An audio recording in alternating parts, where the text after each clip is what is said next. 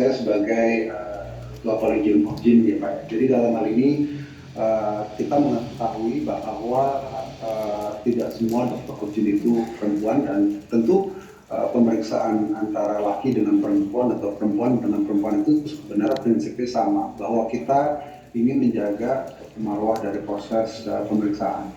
Dan dalam hal ini pentingnya kita untuk mengetahui bahwa pemeriksaan pada area yang sensitif apapun bentuknya, baik itu yang pemeriksaan yang hanya membutuhkan pemeriksaan fisik secara luar atau barangkali pemeriksaan dalam, itu harus didampingi oleh pendamping yang dalam hal ini bisa memprotek dari pasiennya maupun juga dari tenaga kesehatan ya, baik dokter maupun juga perawat. Ini berlaku secara umumnya dalam merupakan suatu praktis yang tidak hanya berlaku pada dokter Okjin, khususnya dokter Okjin, karena tentu kita sangat beririsan yang saya katakan tadi dengan pemeriksaan yang itu melibatkan pemeriksaan ke daerah yang sangat sensitif.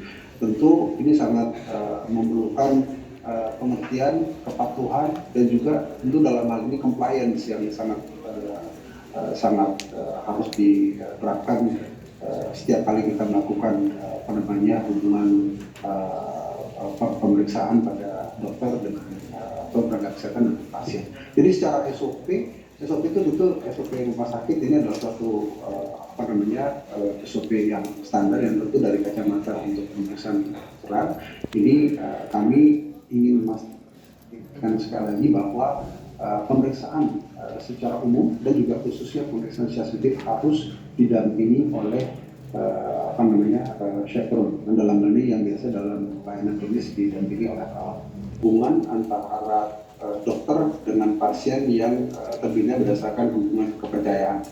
Tetapi kepercayaan itu terjemahkan dalam bentuk macam-macam. Pertama adalah bentuk kepercayaan yang sifatnya verbal. Dalam hal ini kita menyerahkan informasi medis kita ke dokter, bahwa itu kan adalah informasi yang sangat tentu personal, dan ini adalah suatu hal yang tentu kita sadari ada yang mau dibuka, ada yang nggak dibuka, tapi kepercayaan itu yang sangat diperlukan untuk kita bisa mengolah data medis.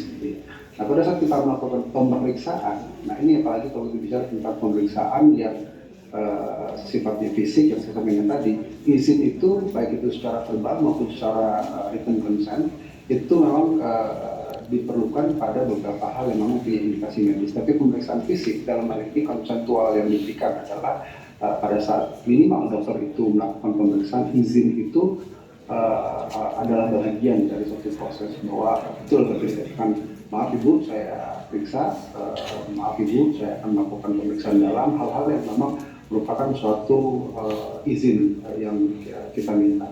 Apakah semua informasi itu diberikan pada pemeriksaan yang sifatnya kita lakukan sebagai pembagian pemeriksaan, itu adalah sesuatu yang tentu kita lihat, terutama kalau kita melakukan pemeriksaan, apalagi kalau kita sifatnya invasif, itu sudah pasti kita harus mempunyai komponsen secara tertulis dalam hal ini. Jadi mungkin ada yang mungkin kita perlu tegas sekali lagi, bahwa konsensual dari pemeriksaan itu harus dibina dari kepercayaan yang dibangun dari dokter dan juga pasien dalam